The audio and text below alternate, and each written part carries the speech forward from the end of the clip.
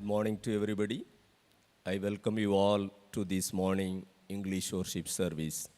Let us worship God.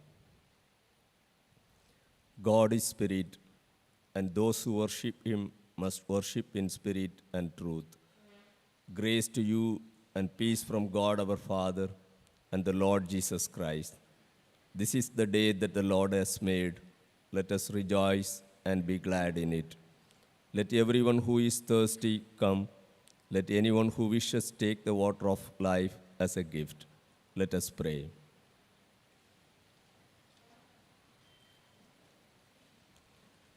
Praise be to, O God the Father, who created all things by your power and wisdom, and loved the world so as to give your Son to be our Savior. Praise be to you, O God the Son, who was made human like us in all things except sin, and was delivered for our offenses and raised again for our justification. Praise be to you, O God, the Holy Spirit, who does lead us into all truth and does set about the love of God in our hearts. All praise and glory be to you, O God, Father, Son, and Holy Spirit, forever and ever. Amen. For the glory of God, shall we all stand and sing together hymn number 1149, Gentle Jesus, meek and mild, hymn number 1149.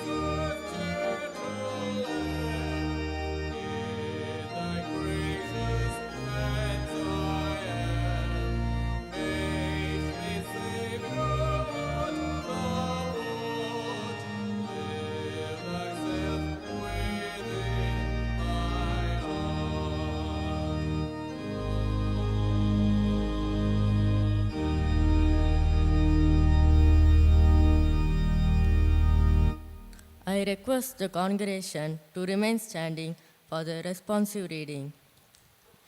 The responsive reading is taken from Psalms 119, verse 9 to 16. I repeat, Psalms 119, verse 9 to 16. How can young people keep their way pure?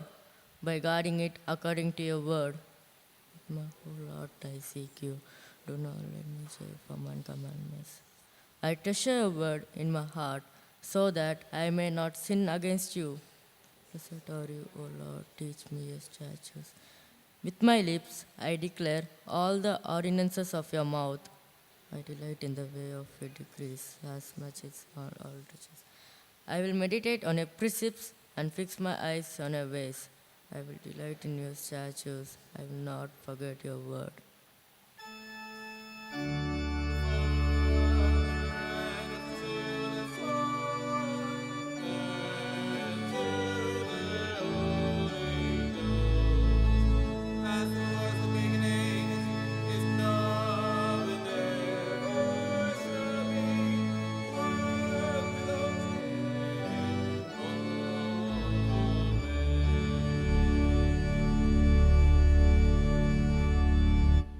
As we remain standing, shall we all turn to page number 50 in the CSA Book of Common Worship.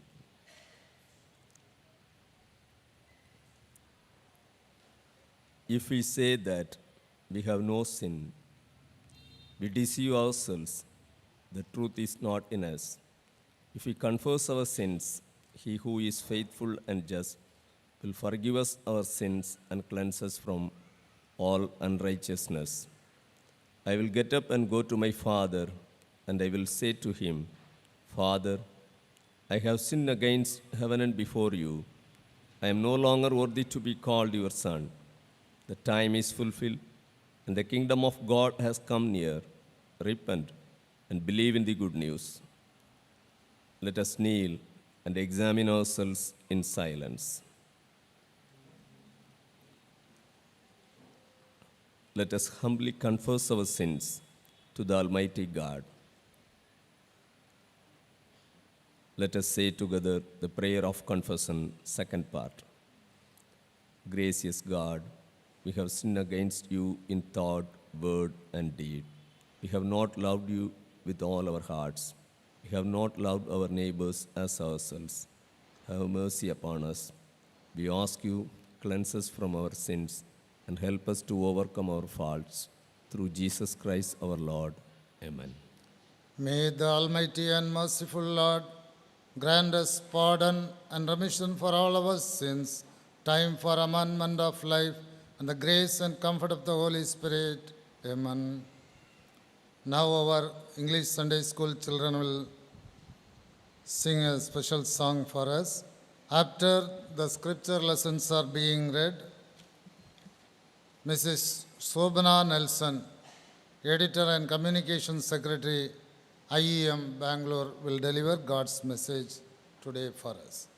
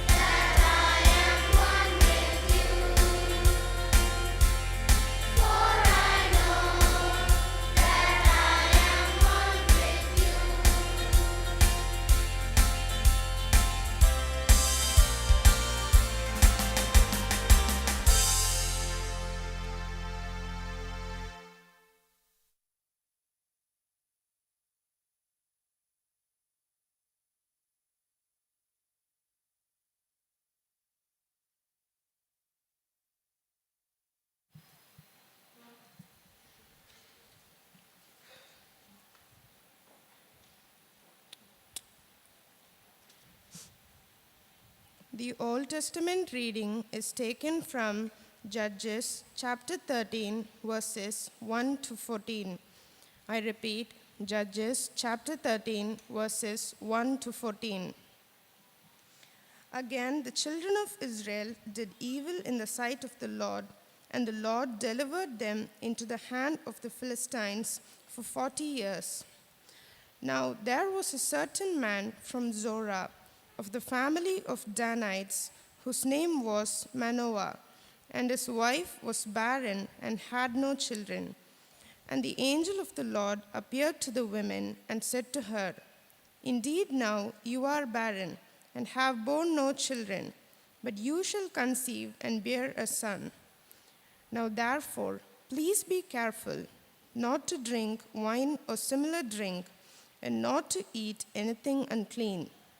For behold, you shall conceive and bear a son, and no razor shall come upon his head. For the child shall be a Nazarite to God from the womb, and he shall begin to deliver Israel out of the hand of the Philistines." So the women came and told her husband, saying, "A man of God came to me, and his countenance was like the countenance of angel of God, very awesome. But I did not ask him where he was from, and he did not tell me his name. And he said to me, 'Behold, you shall conceive and bear a son. Now drink no wine or similar drink, nor eat anything unclean, for the child shall be a Nazarite to God from the womb to the day of his death.' Then Manoah prayed to the Lord and said, 'O my Lord, please let the man of God whom you sent come to us again and teach us what we shall do for the child who will be born.' And God listened to the voice of Manoah, and the angel of God came to the women again as she was sitting in the field. But Manoah, her husband, was not with her. Then the women ran in haste and took her husband and said to him, 'Look, the man who came to me the other day has just now appeared to me.' So Manoah arose and followed his wife. When he came to the man, he said to him, 'Are you the man who spoke to these women?' And he said, 'I am.' Manoah said, 'Now let your words come to pass. What will be the boy's rule of life and his work?' So the angel of the Lord said to Manoah, 'Of all that I said to the women, let her be careful. She may not eat anything that comes from the vine, nor may she drink wine or similar drink, nor eat anything unclean. All that I commanded her, let her observe.' Here ends the Old Testament reading. Thanks be to thee, O God."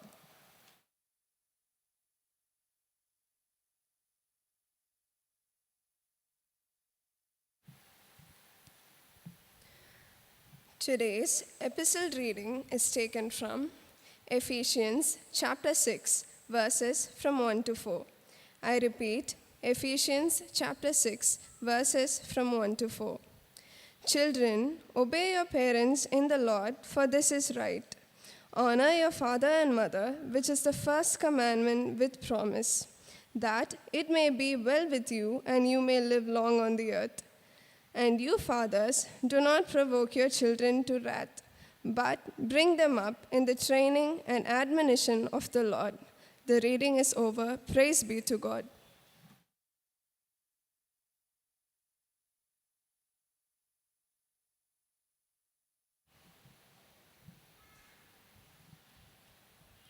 I request the congregation to stand for the gospel reading.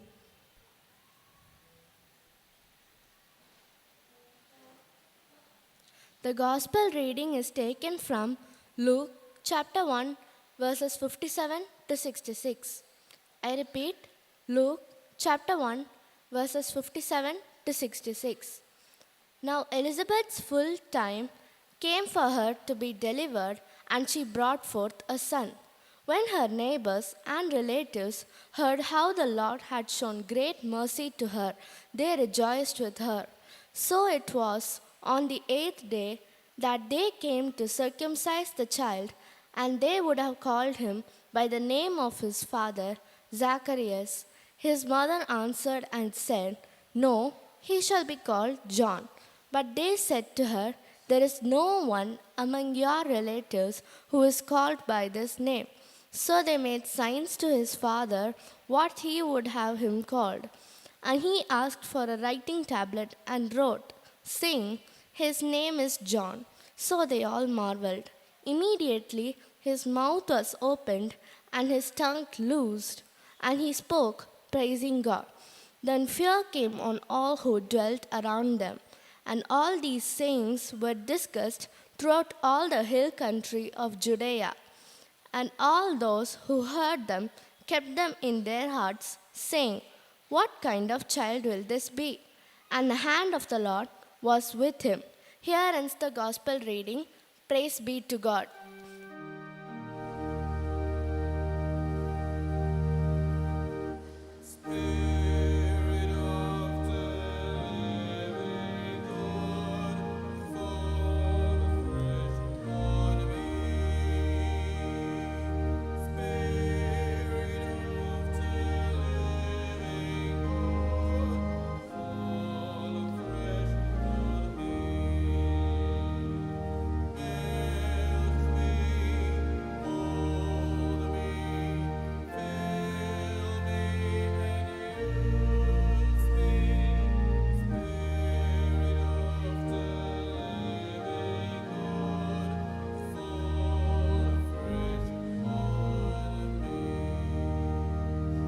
Father, we want to thank you for this beautiful morning when we can worship you with freedom.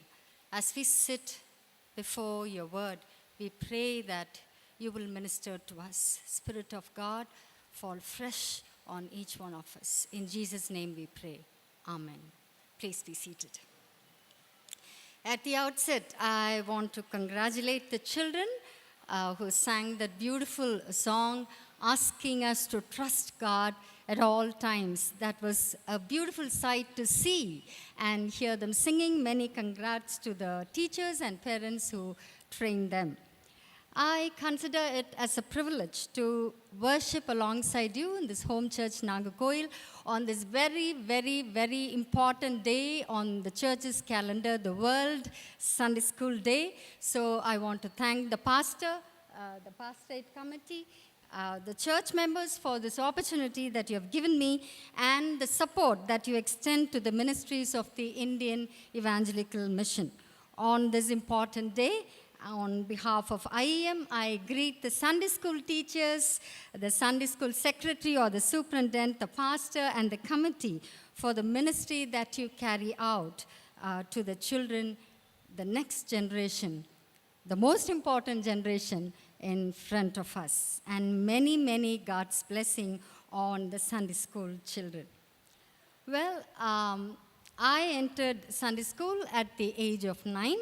And it is there I came to know about God and His Word, of Christian disciplines and the cost to stand up for the Christian faith, of missions, Christian missions, and commitment to obey God's call. So if I'm standing here today, it's all because of the Sunday school. So my heart goes out to Sunday school, the teachers and the parents who love to send their children to the Sunday school.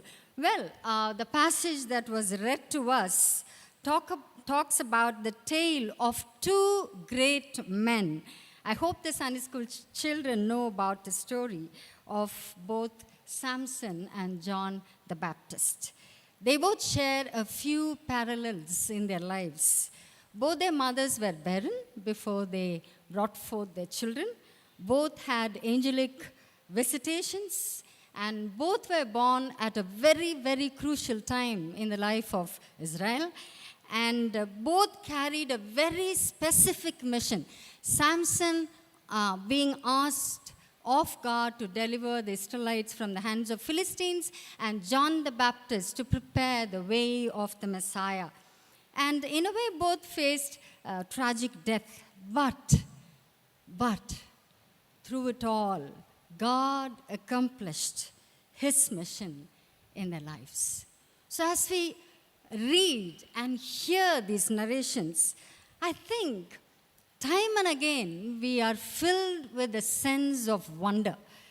You know, the name of the Lord, the Lord told Samson, is wonderful.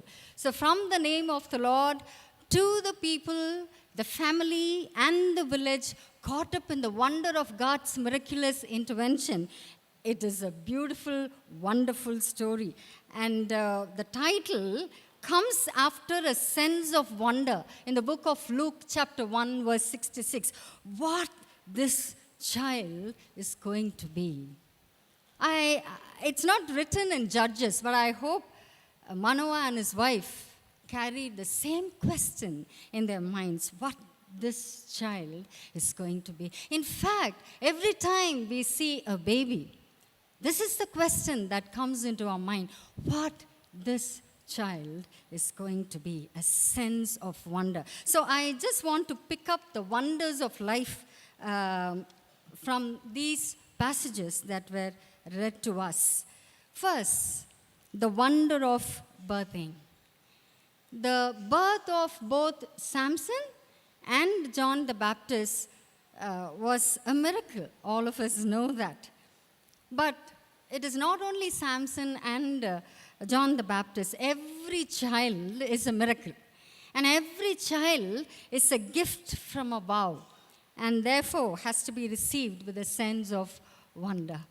Well, I said I grew up in a Sunday school. We used to have a special worship service when the adults used to worship in the church. And I'm a 100% product of Sunday school. And my Sunday school superintendent was late Miss Felicitas, the sister of late brother Emil Jebesing, the founder of Vishwavani. I remember Felsiaka, that's how we call her, Felsika, standing in the Sunday school building right from 8:40 a.m. to 9 a.m. when the Sunday school usually began, wishing and greeting each child that stepped into the Sunday school building. Our Sunday school building was built on the graveyard of children of Western missionaries who served in Coimbatore.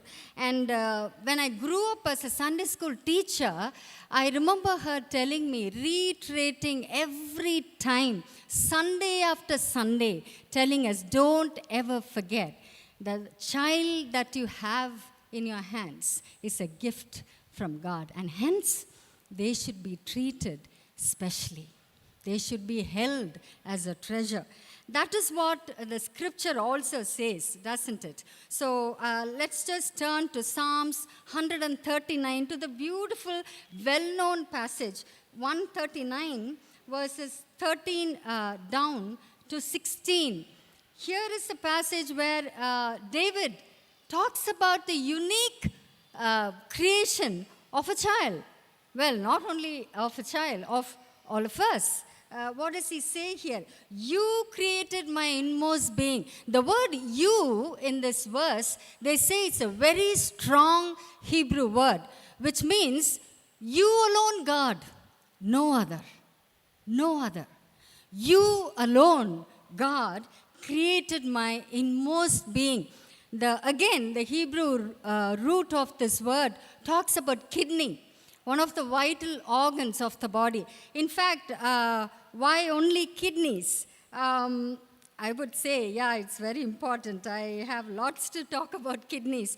But every important organ of the body, the liver, the brain, the heart, all the organs that gives us life and sustains life, God made it. God made it. And you know how he has made it? It's written that you knit me together, you wove me together. That is what the psalmist says. Every child is woven very skillfully. Don't you see that word there? We are woven. Our children are woven skillfully. Well, the word skillfully, talks about a tapestry where, various threads are used, various colorful threads are used in the embroidery.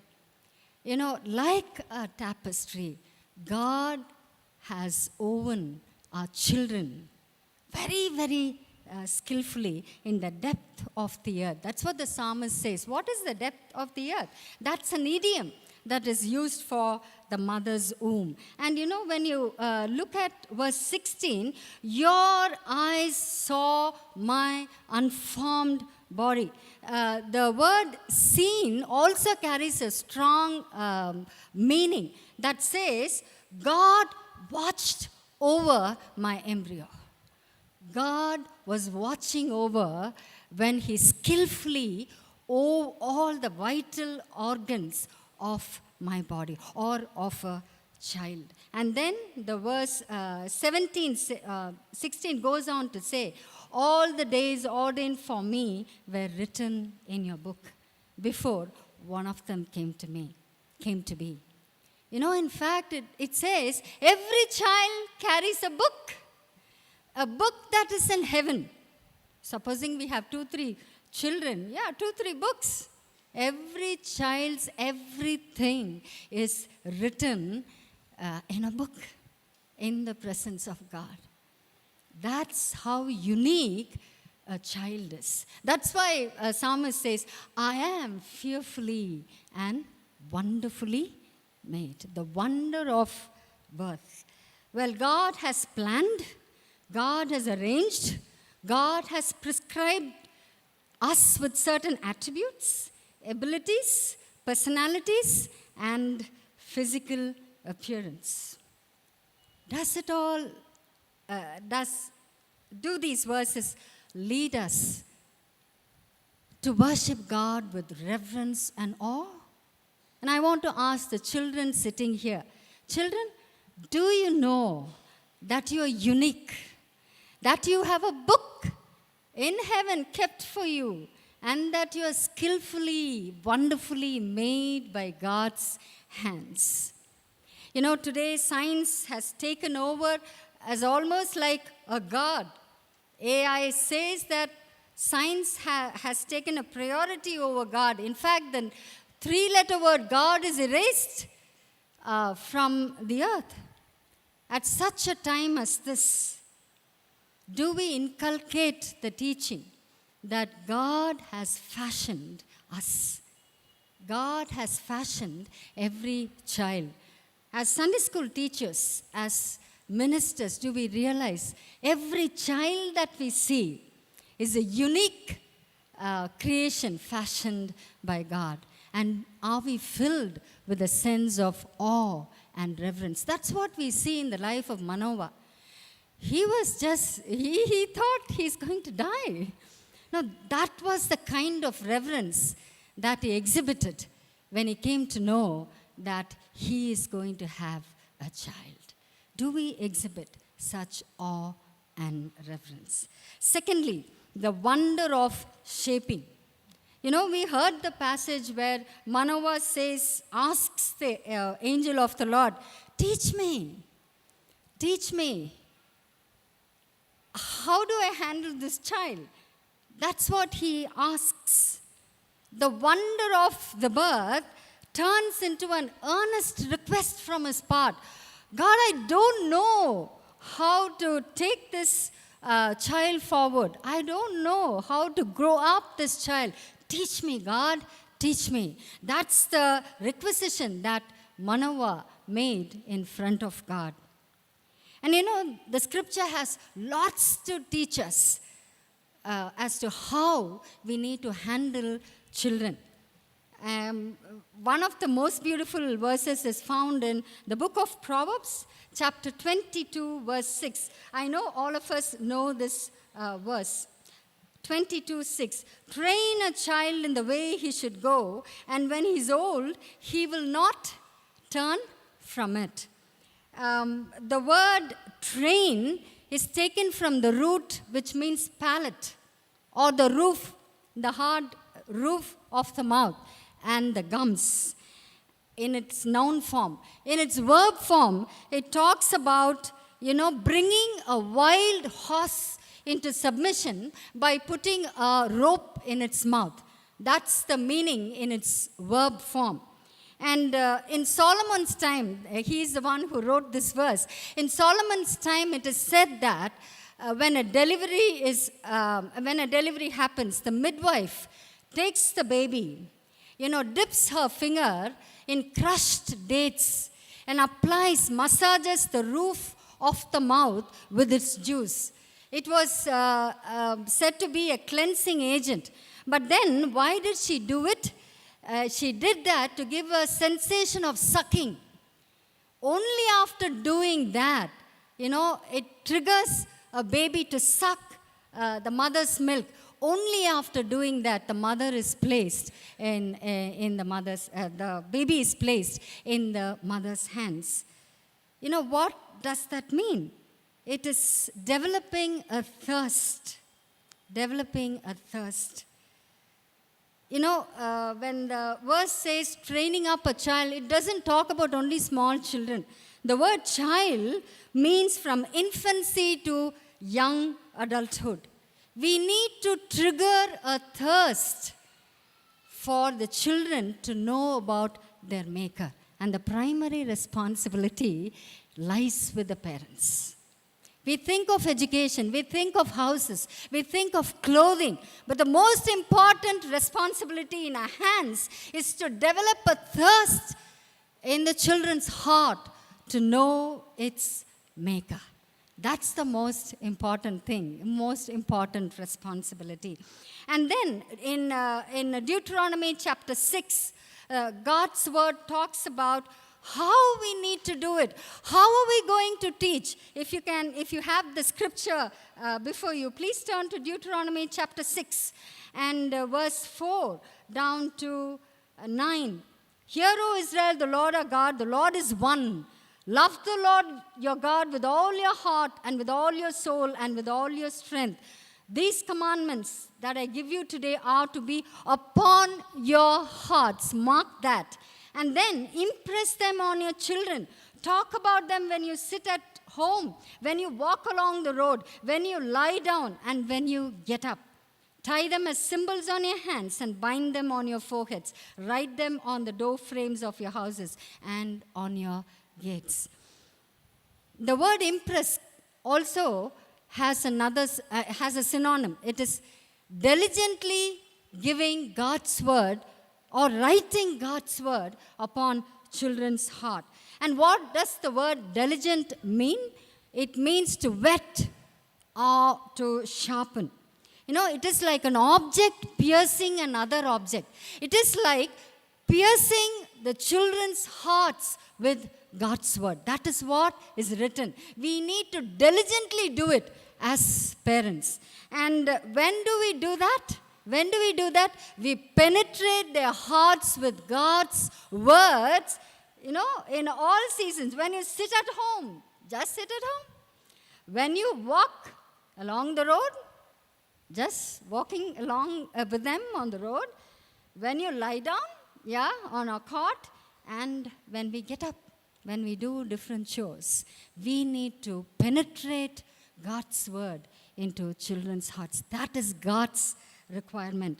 Sharpening also means rubbing against one another. That's what the normal word means, right?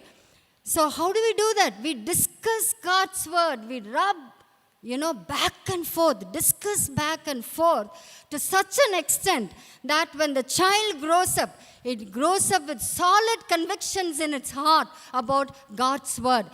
The child doesn't do Christian discipline. I say do Christian discipline just because the pastor requires it, or the parents require it, or the Sunday school teachers require it. No. It grows up with Christian convictions because the child knows that this is what God requires from me. To that extent, we need to sharpen God's word in the child's hearts, so that they develop their own convictions. John Lennox, the famed mathematician of the Oxford University, I hope he has a lot of sermons on bringing up on YouTube. You can listen to him. He says the best gift that my parents gave me was to help me to think. They used to keep all the philosophies before me and the Word of God and tell me, Think for yourself. Develop your own convictions about God and His Word. Don't take God's Word just because we tell you, but takes God's Word and develop convictions because you read through all this, see all this, hear all this, and finally you're convinced that this God's Word is God's Word and give your life to it. That is what Psalms 119 talks about. All the children read the word of God with clarity and beautifully. Congrats. You know what this word says? I treasure your word. I. Look at the singular first person. Psalmist says, I. He has made a personal conviction to treasure God's word in his heart. With my lips I declare, to declare God's word. I delight in God's word. I will meditate on God's word. I will delight in your statutes. And then he says, how can a young man keep his way pure? By guarding it according to your word. Children, I want to ask you, those who are sitting here, do you treasure God's word in your heart above everything? Do you delight in God's word? Do you declare God's word? And as parents, do we coax our children to do this? In a world full of, aggressive inculcation of the world's principles that we see from the school, how are we as parents, as adults, as Sunday school teachers, as a church, teaching, inculcating God's word in our children's hearts? What else is our responsibility? Is it education? Health? Properties? No. Seek ye first God's kingdom, and all these things would be added. Our primary responsibility is to inculcate God's word. Well, the passage not only talks about telling God's word, it also talks about modeling God's word. Look at Deuteronomy chapter 6, verse 4. Love the Lord. To whom is he telling? He talks it, God addresses the parents here. Parents, love the Lord with all your heart, with all your soul, and with all your strength. These commandments that I give you today are to be upon your hearts. God is not talking to his children. He talks to the adults, the Sunday school teachers and parents and the church. To love the Lord and to have God's word upon our heart. Being sold out for God. If we are sold out for God's word and his purposes, definitely, our children will walk in God's ways. If we don't, we will regret later. We recently had our IEM National Convention in Kottayam. That was a beautiful convention. And there was a small girl who was very active. I think she must be 6 years. And she didn't talk much, but I think she heard all that was talked about, the word and from different colorful presentations from all over the country. So upon returning home, it seems she asked her Appachan. Yeah, I hope you know this word. Appachan, are you IEM? He said yes. Then she went to her grandma and said, Amachi, are you IEM? Yeah. I am IEM, she said. Then you know what she said? Then I'm also IEM. I don't think she ever knew what Indian evangelical mission is. But just because her parents and grandparents talked about IEM, in other words, modeled something, she just took it to heart. If you are IEM, I'm also IEM. That's how children grasp what we say and what we model, how we model God's word. In Philippians chapter 4, verse 9, Paul talks about this. Well, the whole Philippian church was not Paul's children, but his spiritual children, not physical children, spiritual children. And what does he say in 9? Whatever you have learned or received or heard from me or seen in me, put it to practice. Paul was able to say that courageously, with conviction, because he modeled God's word. Can we say that to our children?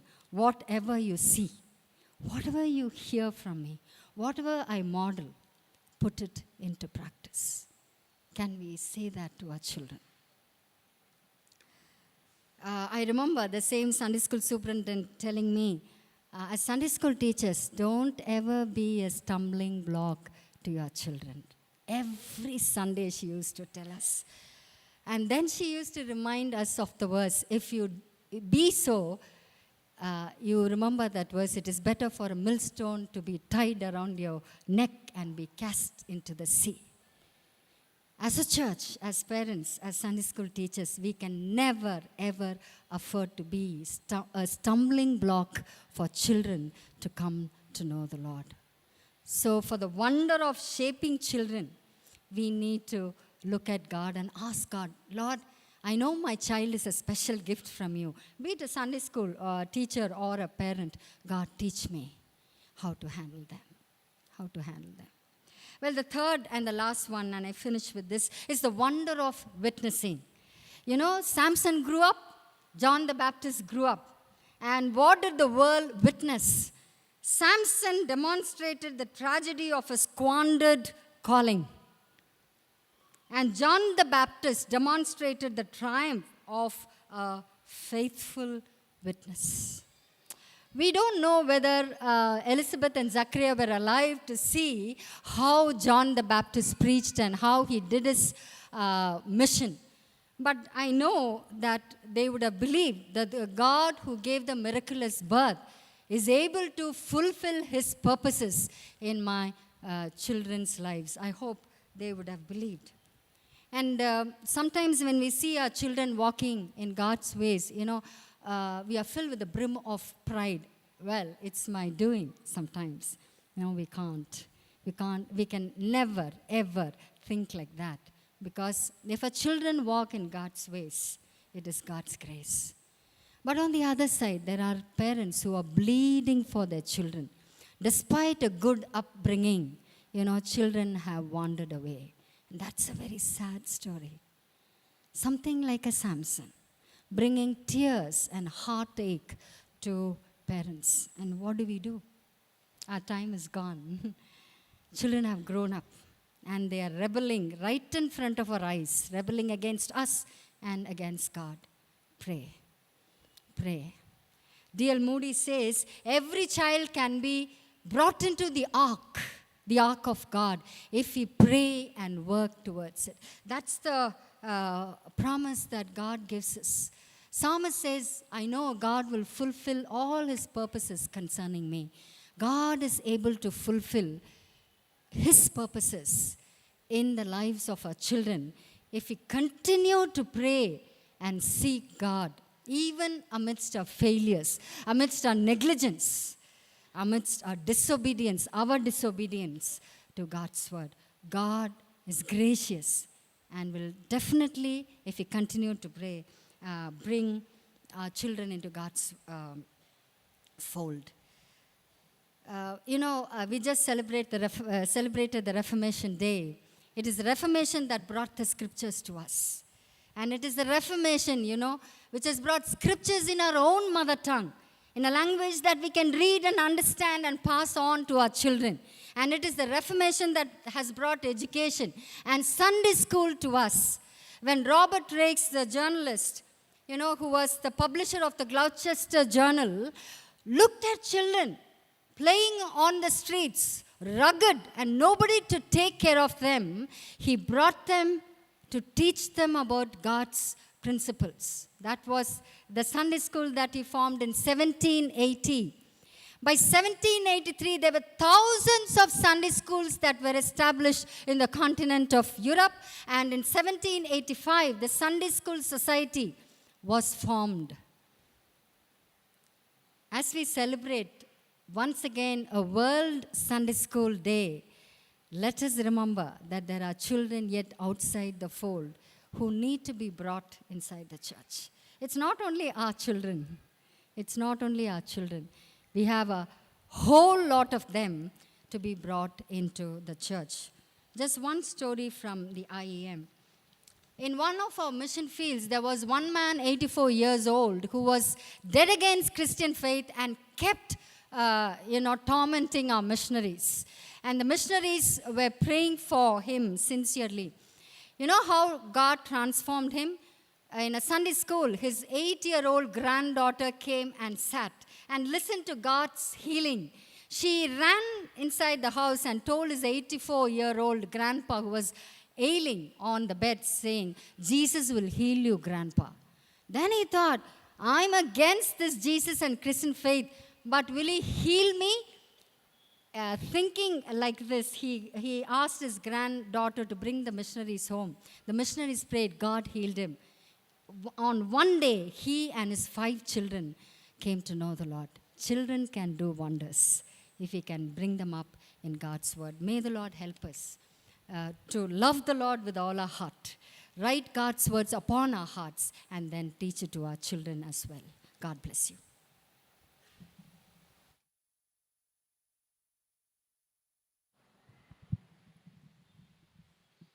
Shall we all stand and affirm our faith by saying the Apostle Creed, page number 56 in the CSA Book of Common Worship. I believe in God, the Father Almighty, creator of heaven and earth.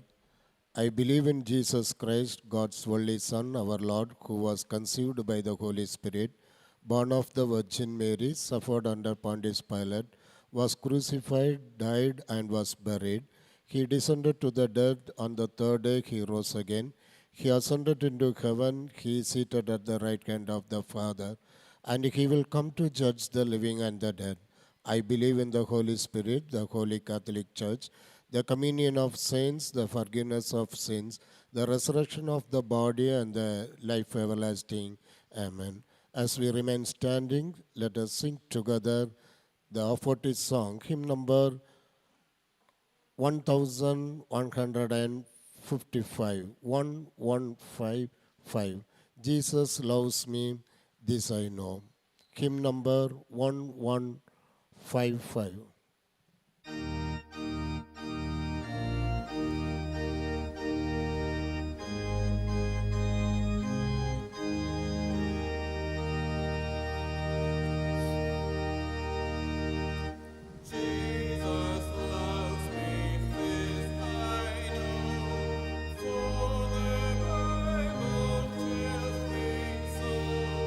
Little ones to him belong.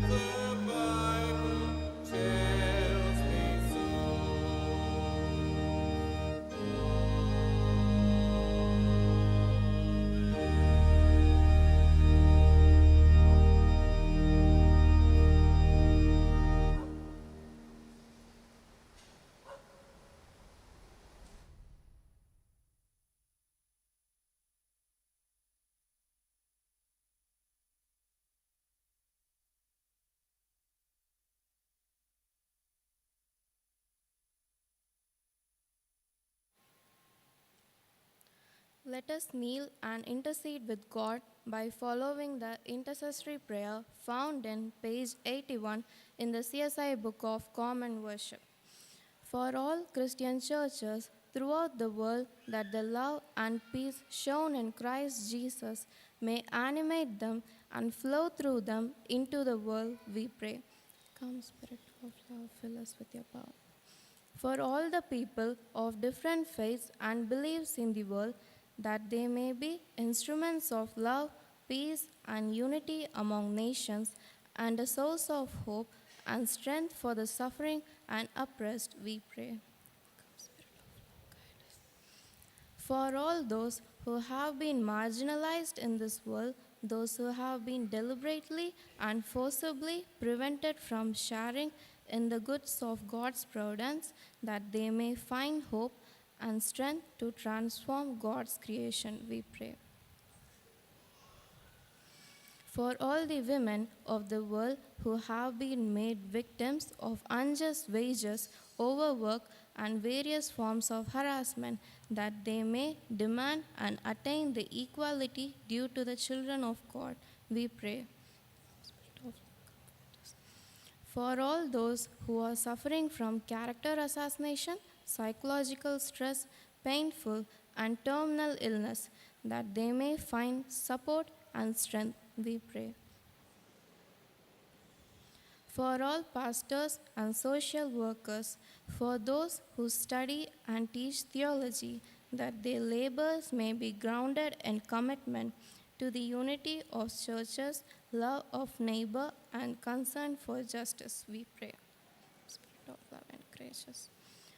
For those areas of our world where conflict and warfare rage, especially that those working for peace and justice may not lose heart, we pray. For all martyrs, those who have laid down their lives for the sake of others, and in a struggle for a new way of life in the service of peace, for those who have died due to indifference, apathy, and corruption, that the dangerous memory of their deaths may inspire us to speak the truth powerfully. Come, Spirit of love, inspire us. To you, God, our parent, our source of life, we lift up these prayers and these hopes through him who has revealed the reality of divine love and the possibility of human love. Jesus, our Lord, brother, and friend. Amen. Let us join together in Lord's Prayer. Our Father in heaven, holy be your name. Your kingdom come, your will be done on earth as it is in heaven. Give us this day our daily bread, and forgive us as we forgive those who sin against us. And lead us not into temptation, but deliver us from evil. For yours is the kingdom, the power, and the glory, forever and ever. Amen. Let us continue in prayer. O God of love, who in Jesus Christ accepted the children as inheritors of the kingdom of God, we pray that all children be enabled to be nurtured in faith and be given every opportunity for their full development. You be their teacher and guide, so that they may be the bearers of your radiance to the whole creation. Through the same Jesus Christ our Lord, who now lives and reigns with you in unity with the Holy Spirit, one God forever. Amen.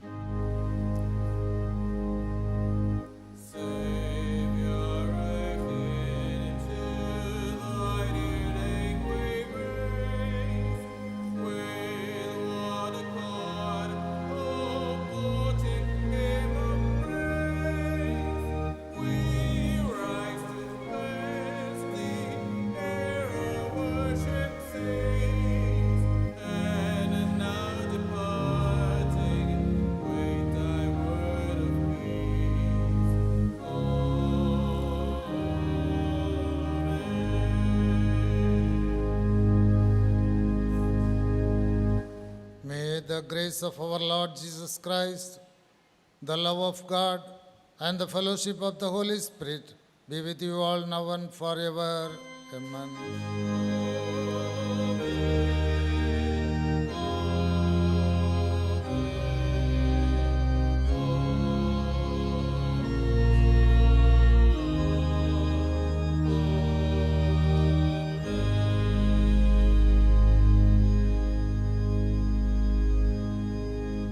The Lord be with you.